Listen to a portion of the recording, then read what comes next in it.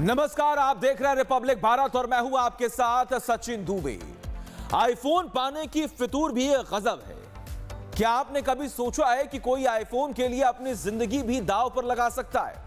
जी हां, संभाजी नगर में 18 साल के एक लड़के कुणाल ने एक आईफोन की वजह से अपनी जीवन लीला ही समाप्त कर ली और उसे बचाने के चक्कर में कुणाल के पिता और मां की भी जान चली गई। यानी एक आईफोन पाने की जिद ने एक ही परिवार को पल भर में खत्म कर दिया। पूरा परिवार तो उजड़ गया, लेकिन घर पर बचा रह गया एक बेजुबान। 2 दिन से इंतजार करता रहा कि शायद मालिक वापस घर लौट आएंगे। उसे कोई देखने वाला नहीं बचा। तब 2 दिन बाद उसे रेस्क्यू टीम के हवाले कर दिया गया। देखिए।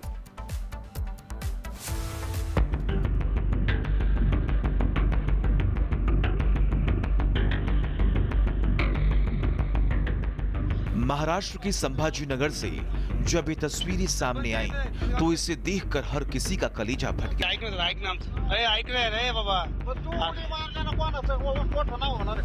3 सेकंड में 3 जिंदगियां काल के गाल में समा गई। एक आईफोन की जिद के चलते पूरा परिवार चंद सेकंड में उजड़ गया। देखते ही देखते हंसता खेलता परिवार हमेशा के लिए खामोश हो गया। लग्जरी ब्रांड का प्रतीक आईफोन के लिए बाल हट ने सब कुछ खत्म कर दिया। संभाजी नगर में 18 साल के एक लड़के कुणाल का आईफोन को लेकर मां बाप से विवाद हुआ और इसके बाद वो पहाड़ी पर चला गया। पता चला तो पिता समझाने पहुंचे, मां भी पीछे पीछे पहुंची। देखते ही देखते आसपास के लोग भी इकट्ठा हो गए। 3 घंटे तक समझाने की कोशिश हुई। पिता ने बेटे के पास जाने की कोशिश की, लेकिन कुणाल पीछे जाता रहा। इस बीच उसे अंदाजा नहीं लगा कि वह मौत के बिल्कुल करीब पहुंच चुका है। अचानक बैलेंस बिगड़ा और कुणाल और उसके पिता दोनों पहाड़ी के नीचे जा गिरे। मां को कुछ समझ नहीं आया तो वह भी छलांग लगा देती है और पलक झपकते ही 3 जिंदगियों की सांसें हमेशा के लिए रुक जाती हैं। पूरा परिवार तो खत्म हो गया, लेकिन कुणाल के घर में एक कुत्ता था जो बीते 2 दिनों से घर में ही बंधा था। कुत्ता अपने मालिक की राह देख रहा था, लेकिन बेजुबान को कौन समझाए कि वह जिसका इंतजार कर रहा है वह कभी लौट कर नहीं आने वाली। उसे क्या पता कि जिस शख्स के कदमों की आहट सुनने के लिए वो दरवाजे पर आंखें गड़ाए बैठा है, उसकी जिंदगी की आखिरी आहट खामोश हो चुकी थी। मालिक के जाने की खबर तो सबको मिल गई, लेकिन इस बेजुबान के लिए बड़ी परेशानी ये हो गई कि आखिर इसे पालेगा कौन। कुणाल के नाना ने 2 दिनों तक उसे खाना दिया, फिर बाद में रेस्क्यू टीम को फोन कर मामले की जानकारी दी। रेस्क्यू टीम पहुंची। कुत्ता जाने को तैयार नहीं था, लेकिन किसी तरह जबरन उसे गाड़ी में बिठाकर ले जाया गया। रेस्क्यू करके लेकर जाया जा रहा। कुणाल के घर पे जो कुत्ता था उसको लेके जाया जा रहा। मैं तस्वीरें दिखा रहा हूँ किस तरह से यहाँ पे जो लोग हैं कुत्ते को लेके जा रहे हैं। यहाँ से कुत्ते को लेके जा रहे हैं। घर में बंद था 2 दिनों से और ये तस्वीरें मैं दिखा रहा हूँ किस तरह से कुत्ते को लेके जा रहे हैं और यहाँ से कुछ लोग रेस्क्यू करके लेके जा रहे हैं, क्योंकि 2 दिनों से ये कुत्ता अंदर बंद था और अब जो है, अब देखिए तस्वीरें देखिए किस तरह से कुत्ता जो है थोड़ा डरा हुआ है। कुणाल के नाना ने बताया कि कुत्ता किसी को अंदर आने नहीं देता था। शायद मालिक के नहीं आने की वजह से काफी सदमे में था। कुत्ता लगातार बाहर की तरफ देख रहा था। कोई गाड़ी आती तो जोर जोर से भौंकने लगता, जोर जोर से चिल्ला रहा, क्योंकि जो मालिक का रास्ता देख रहा था वो। अच्छा, उसके जो मालिक है वो उनका रास्ता देख रहा था। वो घड़ी घड़ी गेट की तरफ जो भी गाड़ी गई, अच्छा, उसको लगता था कि मेरा मालिक आ गया। अच्छा, मालिक मतलब कुणाल, उसकी मम्मी और उसके पिताजी सभी का इंतजार कर रहा था। सभी का इंतजार कर रहा था। वो चिल्ला रहा था। उसको लगता था कि आप भी आएंगे, अब आएंगे, जब आएंगे। बस वो कंटिन्यू बाहर ही देख रहा था और भौंक रहा था। नाना ने बताया कि 2 महीने से कुणाल और उसके पिता के बीच थोड़ी नाराजगी थी। जो हुआ वो एक्सीडेंटल है। कुणाल 3 घंटे तक खड़ा था और वो खुदकुशी नहीं करना चाहता था। अगर ऐसा उसके मन में होता तो वो तुरंत कूद जाता। 3 घंटे तक का इंतजार नहीं करता। वो फोन तो ऑलरेडी उसके पास आईफोन है। उसके माँ के पास भी आईफोन है, उसके पास भी कुल एक बेटा है। तो उसको खाने पीने की कोई चीज़ नहीं थी, उसको लैपटॉप मांगा, लैपटॉप मिलता था, जो चीज़ बोले उनको खर्चा सिर्फ उसी के ऊपर ही करते थे। वो एक्सीडेंटल जिसको बोल सकते हैं उसको। अगर वो कुणाल के पिताजी अगर 10-15 मिनट और वेट करते ना तो उसकी माँ उसको 100% वहाँ से आगे बुलाती थी। कुणाल के पिता में नाराजगी थी जिसके वजह से बस भाई मामूली सा उनको एक तरफ 3 जिंदगियां हमेशा के लिए खत्म हो गई, पूरा परिवार उजड़ गया और पीछे रह गया वो बेजुबान जिसने अपने मालिक को आखिरी बार जाते तो देखा लेकिन उसके लौटने का इंतजार करता रह गया। इंसान इस हादसे को भूल भी जाए लेकिन उस बेजुबान के लिए ये शायद वो दर्द है जिसे वो जिंदगी भर समझ नहीं पाएगा। लेके जा रहे हैं। रिपब्लिक भारत के लिए सत्य प्रकाश शर्मा की रिपोर्ट।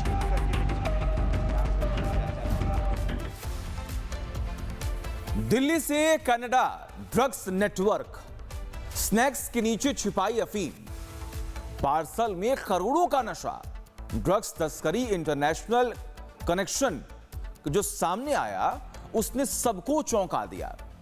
ड्रोन, ड्रग्स और आतंक की कनेक्शन के पीछे की साजिश क्या है आपको दिखाते हैं।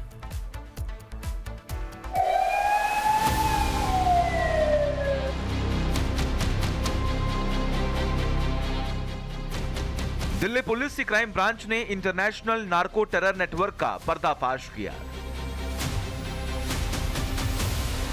दिल्ली में ड्रग्स की तस्करी का ये नेटवर्क कितना बड़ा था इसका अंदाजा इसी बात से लगाया जा सकता है कि इसकी कड़ियां दिल्ली से निकलकर पंजाब, हरियाणा और राजस्थान के साथ साथ विदेश तक भी पहुंच रही हैं। क्राइम ब्रांच के मुताबिक तस्करों ने अफीम को कनाडा भेजने के लिए ऐसा तरीका अपनाया जिसे देखकर पहली नजर में शक करना भी मुश्किल था।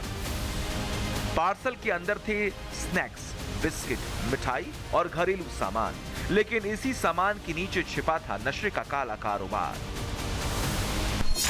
क्राइम ब्रांच को सूचना मिली थी कि दिल्ली से कनाडा भेजे जा रहे एक कुरियर पार्सल में खाने पीने के सामान के नीचे नशीला पदार्थ छिपाया गया है। टीम ने दिल्ली के मोतीनगर स्थित कुरियर कंपनी के परिसर में पहुंचकर पार्सल को विदेश भेजे जाने से पहले ही रोक लिया।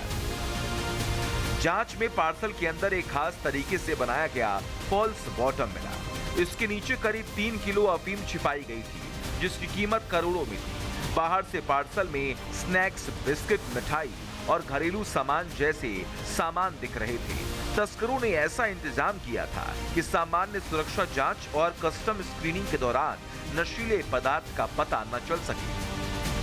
क्राइम ब्रांच की टीम ने इस केस को सिर्फ ड्रग बरामद करने का मामला मानकर बंद नहीं किया। इस मामले में तह तक जाने के लिए पूरा प्लान तैयार किया। पुलिस ने पूरे नेटवर्क की पड़ताल शुरू की। पुलिस ने पता किया कि पार्सल किसने भेजा, किसके नाम पर बुक हुआ, पैकेज कहां से आए, कनाडा में इसे कहां पहुंचाया जाना था। मोबाइल फोन की डिटेल खंगाली गई, डिजिटल कम्युनिकेशन की जांच हुई, बैंक ट्रांजैक्शन और तकनीकी जानकारी जुटाई गई और इसी जांच ने पुलिस को दिल्ली से बाहर फैले एक बड़े नेटवर्क तक पहुंचाया। पुलिस को पंजाब, हरियाणा और राजस्थान में सक्रिय कई लोगों के बारे में जानकारी मिली। आगे कनाडा भेजे जा रहे दूसरे पार्सलों से भी अफीम बरामद किए गए। इससे जुड़े जिन आरोपियों को गिरफ्तार किया गया उसमें हरदीप सिंह पंजाब के बरनाला का रहने वाला है। पुलिस के मुताबिक वह भारत में नेटवर्क ऑपरेशनल कोऑर्डिनेटर था। उस पर जीपीएस के जरिए बताए गए ठिकानों से अफीम हासिल करने, उसकी सप्लाई और पार्सलों की व्यवस्था करने का आरोप है। यदविंदर सिंह उर्फ जसन संधू हरियाणा के सिरसा का रहने वाला है। पुलिस का कहना है कि वह अफीम की खरीद, पैकिंग और उसे विदेश भेजने की प्रक्रिया में अहम भूमिका निभाता था। तीसरा आरोपी सिमरनजीत सिंह पंजाब के बठिंडा का रहने वाला है। वह फर्जी केवाईसी दस्तावेजों के जरिए पार्सल बुक कराने और उनमें अफीम छिपाने का काम करता था। जीवन सिंह राजस्थान के बालोतरा का रहने वाला है। वह राजस्थान वाले नेटवर्क में पार्सल की खरीद और भेजने की व्यवस्था देख रहा था। बड़ा सवाल यह है कि करोड़ों के इस काले धंधे से जो पैसा आ रहा था उसका होता क्या था। ये काफी हैरान करने वाला है। पुलिस का दावा है कि इसका इस्तेमाल आतंकी गतिविधियों के लिए किया जा रहा था। पुलिस के मुताबिक पैसे का एक हिस्सा विदेश में सक्रिय गैंग और नेटवर्क के लिए इस्तेमाल हो रहा था। जबकि दूसरे हिस्से से विदेशी हैंडलर्स को भुगतान किया जा रहा था। इसके बदले पंजाब के सीमावर्ती इलाकों में ड्रोन के जरिए हथियार पहुंचाए जा रहे थे। इस नेटवर्क के तार आतंकी अर्शदीप सिंह गिल उर्फ अर्श डल्ला से भी जुड़े होने का दावा है। आइए अब आपको बताते हैं कि ये पूरा नेटवर्क किस तरह काम कर रहा था। तस्कर अफीम हासिल करने के लिए जीपीएस लोकेशन के जरिए बताए गए डेड ड्रॉप का इस्तेमाल करते थे। इसके बाद नशीले पदार्थ को खाने के सामान के डिब्बों में बनाए गए फॉल्स बॉटम या कपड़ों के अंदर छिपाया जाता था। पार्सल बुक कराने के लिए कथित तौर पर पर्ची केवाईसी और दूसरे लोगों के नाम का इस्तेमाल किया जाता था। आरोपियों के बीच बातचीत के लिए इंटरनेट आधारित और एन्क्रिप्टेड ऐप का इस्तेमाल हो रहा था। पैसों का लेन देन भी सीधे आरोपियों के खाते से न होकर रिश्तेदारों और परिचितों के बैंक अकाउंट, यूपीआई और कथित बेनामी खातों के जरिए हो रहा था। 4 आरोपियों की गिरफ्तारी के बावजूद अभी जांच पूरी नहीं हुई है। विदेश में बैठे कथित हैंडलर्स अर्श डल्ला से जुड़े लोगों और पंजाब में सक्रिय अन्य सदस्यों की भूमिका की भी जांच की जा रही है। Bureau report, Republic Bharat.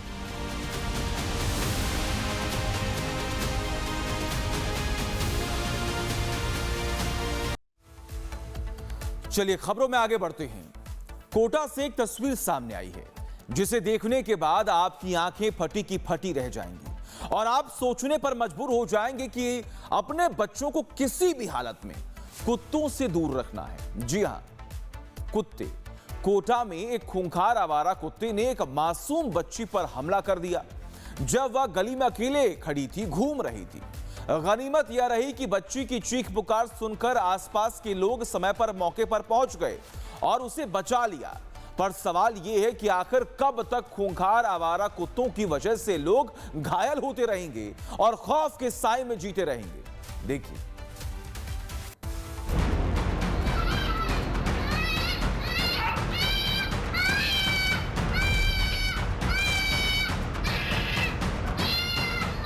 ये तस्वीरें सिर्फ एक बच्ची पर हुए कुत्ते के हमले की नहीं है। ये तस्वीरें उस डर की हैं जो आज कोटा की गलियों में रहने वाली हर परिवार के मन में है। एक मासूम बच्ची सड़क पर अकेली चल रही थी और तभी सरेआम सड़क पर खूनी जबड़े का आतंक दिखता है।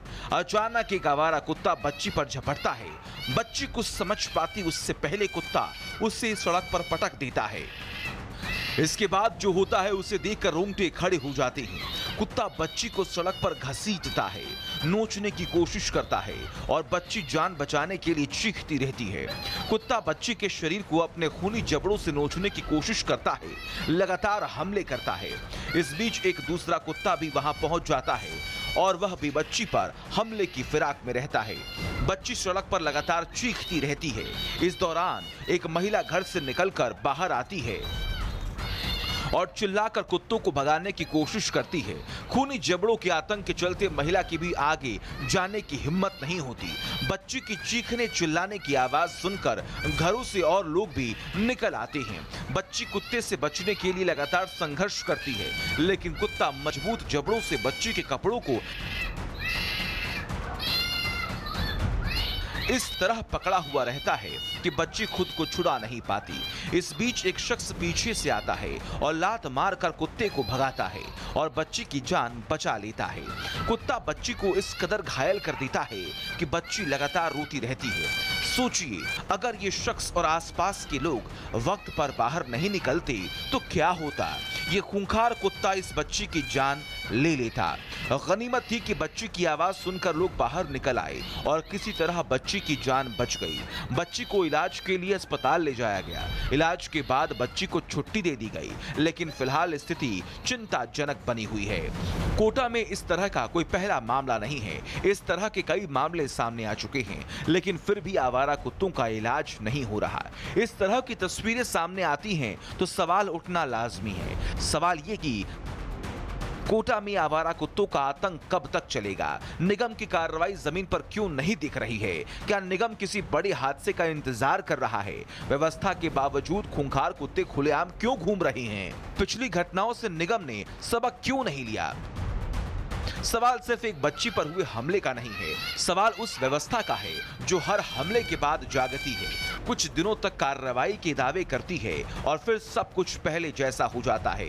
आज लोगों ने अपनी हिम्मत से एक बच्ची की जान बचा ली, लेकिन हर बार लोगों के भरोसे किसी की जिंदगी नहीं छोड़ी जा सकती।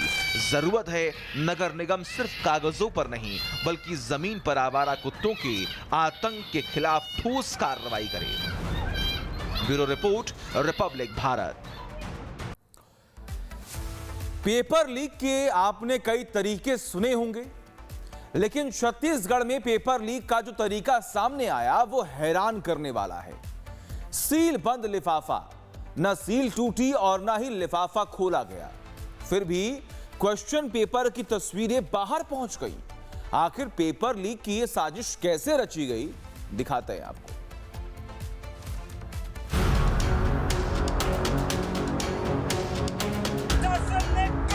पेपर लीक एक ऐसा शब्द जिसने देश के लाखों छात्रों की मेहनत और भरोसा दोनों को झकझोर दिया। एक के बाद एक परीक्षाओं में पेपर लीक के मामले सामने आए तो सड़क से लेकर सोशल मीडिया तक इसका जोरदार विरोध हुआ। कई राज्यों में युवा सड़क पर उतरे और जोरदार प्रदर्शन किया। कई परीक्षाओं को कैंसिल भी करना पड़ा। लेकिन अब छत्तीसगढ़ से पेपर लीक का जो मामला सामने आया, उसने इस पूरे खेल की एक ऐसी तस्वीर दिखाई जिसके बारे में शायद आपने पहले कभी सुना नहीं होगा। प्रश्न पत्र बंद लिफाफे में था, लिफाफा सील था, लेकिन फिर भी पेपर बाहर निकल गया और पेपर निकालने के लिए न लिफाफा खोला गया न सील तोड़ी गई, बल्कि इस्तेमाल हुआ एक बेहद छोटा एंडोस्कोपी कैमरा। ग्राफिक्स के जरिए आपको पूरे तरीके के बारे में बताते हैं कि आखिर ये पेपर लीक कैसे किया गया। पुलिस के मुताबिक प्रोफेसर योगेश सोनकेसरिया का काम यूनिवर्सिटी से पेपर लाने का था। लिफाफे में बंद पेपर को ये घर लेकर आया। लिफाफे में बेहद छोटा छेद कर एंडोस्कोपी कैमरे को अंदर डाला। एंडोस्कोपी कैमरे से क्वेश्चन पेपर की रिकॉर्डिंग की गई। प्रोफेसर ने इसी तरह 2 परीक्षाओं के पेपर लीक किए। प्रोफेसर ने प्रश्न पत्र अजय नायक और 2 अन्य छात्रों को 11,000 रुपए में बेचा। आरोपी अजय ने प्रश्न पत्र दूसरे छात्रों तक पहुंचाया। आइए अब आपको पूरा तरीका दिखाते हैं जिसके जरिए प्रोफेसर योगेश ने पेपर लीक की ये साजिश रची। किस तरह की मशीन से ये हुआ वो मैं आपको दिखाता हूँ। इस तरह की दिखने वाली एक मशीन से ये हुआ। क्या ये मशीन, एक्सपर्ट्स हैं बताएंगे कि ये मशीन क्या है। ये एक पीडियाट्रिक स्कोप है जिसको बच्चे के स्टमक को देखने के लिए यूज़ किया जाता है, जो 6 महीने से लेकर 2 साल के बच्चे तक में इसको यूज़ करते हैं। ये बॉडी के अंदर जाता है, फिर बॉडी के अंदर जाके उनके स्टमक, इसोफेगस, जो आहार नली है उसको देखते हैं। तो देखिए, जो इस्तेमाल बीमार बच्चों में जो अगर मान लीजिए उनके शरीर के अंदर में किसी तरह की कोई परेशानी है, उसको जांचने के लिए टेक्नोलॉजी आई थी। अब एक शातिर प्रोफेसर जो कि भारती कॉलेज दुर्ग के प्रोफेसर हैं योगेश, उन्होंने इस टेक्नोलॉजी का इस्तेमाल कैसे किया मैं आपको वो दिखाता हूँ। अब आप देखिए कि एक आपको मैं एनवेलप दिखा रहा हूँ। देखिए, मान के चलिए कि ये एक तरीके का वो एनवेलप जिसमें क्वेश्चन पेपर यूनिवर्सिटी के पास आया होगा। अब इस हिस्से को आप मान लीजिए कि ये हिस्सा सील हो गया। इस हिस्से पर बड़ी सफाई से उसने जो है इसे खोला और उसके बाद वो मशीन जिसकी हम बात कर रहे थे, इस मशीन को आप देखिए कि इसके अंदर भेजा। अंदर समझिए कि आप ये क्वेश्चन पेपर है, ठीक है। अब ये मशीन अंदर जा रही है। अब मशीन अंदर जा रही है तो उसके बाद अब आपको मैं दिखाता हूँ कि क्या हुआ है। ये देखिए, स्क्रीन पर आप देख सकते हैं कि कुछ आपको टेक्स्ट दिखाई देंगे। इस टेक्स्ट को जो है बड़े आराम से उसने देख लिया। आप देखिए कि बड़े आराम से अंदर क्या लिखा हुआ है वो टेक्स्ट इसमें दिखाई दे रहे हैं आपको स्क्रीन पे। इसी तरह की एक छोटी स्क्रीन से जो योगेश प्रोफेसर है उसने टेक्स्ट को देखा, उसे दूसरी जगह पर नोट किया और नोट डाउन करने के बाद जो क्वेश्चन पेपर है उसे बेच दिया। देखिए, जैसे अंदर के पूरे आपको जो लिखा हुआ कंटेंट है वो दिखाई दे रहा है। तो इसी तरीके से योगेश ने भी इस टेक्नोलॉजी का यूज़ किया और एनवलप के अंदर पहुंचा बिना छेड़छाड़ के। उसके बाद उसने क्या किया, ये मशीन उसने से निकाली अंदर पूरा रिकॉर्ड करने के बाद और फिर से इसे बड़ी सफाई से ऐसे चिपका दिया। अब इसके बाद चूंकि एनवलप में किसी तरह की छेड़छाड़ साबित नहीं हो सकी तो क्वेश्चन पेपर बाहर आया और अंजाम ये हुआ कि अब प्रोफेसर के साथ वो स्टूडेंट्स भी गिरफ्तार हुए हैं जिन्होंने क्वेश्चन पेपर खरीदा था। छत्तीसगढ़ की इंदिरा गांधी कृषि विश्वविद्यालय में बीएससी सेकेंड ईयर परीक्षा का पेपर लीक हुआ था। पुलिस ने मामले में प्रोफेसर समेत 5 आरोपियों को गिरफ्तार भी कर लिया। छत्तीसगढ़ का ये मामला सिर्फ एक परीक्षा के पेपर लीक की कहानी नहीं है, ये उस खतरे की तस्वीर है जहां टेक्नोलॉजी का इस्तेमाल पढ़ाई और परीक्षा को आसान बनाने के लिए नहीं, बल्कि परीक्षा व्यवस्था को चकमा देने के लिए किया जा रहा है। पेपर लीक के मामलों ने पहले ही छात्रों के भरोसे पर बड़ा सवाल खड़ा कर दिया है और अब एंडोस्कोपी कैमरे से सील बंद लिफाफे के अंदर का प्रश्न पत्र रिकॉर्ड किए जाने की इस घटना ने परीक्षा सुरक्षा की पूरी व्यवस्था के सामने एक नई चुनौती खड़ी कर दी है। Bureau report, Republic Bharat.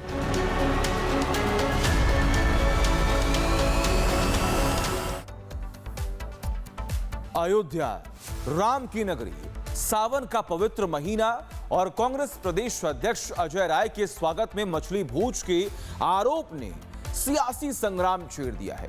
तस्वीरें सामने आई तो संतों ने सवाल उठाए कि सावन में अयोध्या में ऐसा आयोजन क्यों किया गया। बड़ी बात यह कि जो अजय राय राम मंदिर चढ़ावा चोरी के मामले में सनातन का अपमान बताकर बीजेपी को घेरते रहे, वही अजय राय सावन में सनातनी परंपरा को कैसे भूल गए। सवाल यह कि दूसरे को सनातन की नसीहत देने वाली कांग्रेस खुद सनातन का अपमान क्यों बार बार करती रहती है। देखिए।